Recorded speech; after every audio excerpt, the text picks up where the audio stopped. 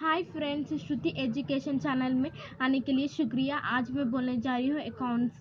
Please like, share and subscribe my channel and thumbs up with the likes. I want the likes 1 lakh, तो आप like करिए और subscribe भी करिए मेरे लेटेस्ट अपडेट के लिए।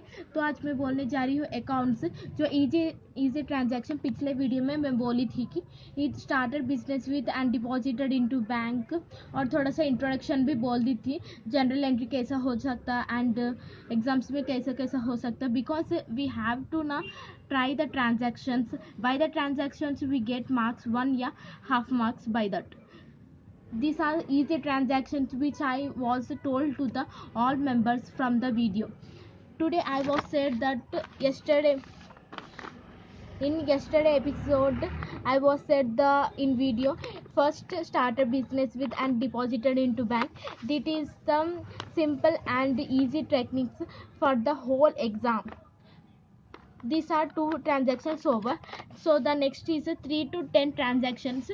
The transaction is received commission. You have to, it is my date was 24/10/2020. So the particular deposited into bank means you have to now say like this only, deposited a bank and bank account, cash account, this is also same. Deposited into means we are depositing to the bank. Received commission means we are received commission, by they are received commission. So we have to write like this, all like this only. First we have to write commission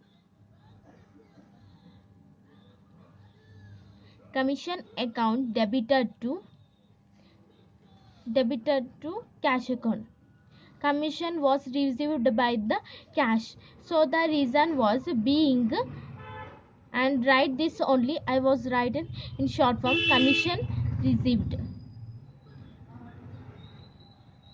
मैं अब हिंदी में बोल रही, commission कैसा receive हो रहा बोल तो फर्स्ट यहाँ पर लिखना है कमीशन, और कैसा रिसीव हो रहा उनको कमीशन बाय द मनी। तो यहाँ पर रीज़न उनको कमीशन रिसीव हो गया बोल के लिखना। यहाँ पर मेरे पास ना 55,000 बोलकर है बुक में, तो 3 ट्रांजैक्शन हो गया, यहाँ पर एक लाइन मार देना है। And next transaction is interest paid like this only. यहाँ पर 25/10/2020 बोलकर है बुक में, तो इंटरेस्ट पेड ना सेम लाइक दिस। इंटरेस्ट में शॉर्ट फॉर्म में लिख रही हूँ पूरे। डेबिटेड टू कैश, इंटरेस्ट कैसा रिसीव हो रहा है उनको, कैश के द्वारा रिसीव हो रहा। तो यहाँ पर रीजन ना being interest received by the interest was received by the money, so we have to write this like, but the commission and interest was same like the transactions. So I have 3,000 in my book. Next is advertisement expenses means you have to write advertisement and expenses, it is debited to cash like this only, same transaction we have to write। Advertisement और interest commission same ऐसे ही रहता है पूरा। Received ऐसा लिखना है book में। अब मेरे के ना पूरा ना 2,500 बोलकर है एडवर्टाइजमेंट के लिए, 2,500 you have to write. And एक लाइन मार देना है, हर एक ट्रांजैक्शन को एक लाइन मारते जाना है, क्योंकि it is a separate account से transaction. By that transaction we have to tell that how the transactions were going and coming to the transactions. So the sixth one is wages wages, it is also same, wages account debited to cash, क्योंकि wages कैसे receive हो रहे हैं उनको by the cash के द्वारा। तो reason क्या लिखना बोले तो सेम लिखना, बाय द ट्रांजैक्शंस मा वेजेस रिसीव्ड बोल के लिख देना, उनको रिसीव्ड हो गया वेजेस। यहाँ पर मैं कहने मानी ना 1,500 बोल कर मेरे बुक में दिखा रहा है, तो यहाँ पर एंडिंग पॉइंट हो गया। तो यहाँ पर 6 ट्रांजैक्शंस हो गए, अभी 3 ट्रांजैक्शंस है यहाँ पर ना। तो next is paid to Ram, payment to Ram. Paid to Ram यहाँ पर दिखा रही, देखिए paid to Ram and payment to Ram, it is similar मा।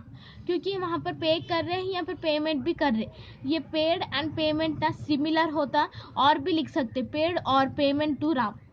लाइक यहाँ पर पेमेंट टू राम बोले तो यहाँ पर ना राम को पैसे कैसे रिसीव हो रहे हैं, बाय द कैश के द्वारा रिसीव हो रहे हैं, being paid to Ram. Ram को अब मैं बंदी हूँ।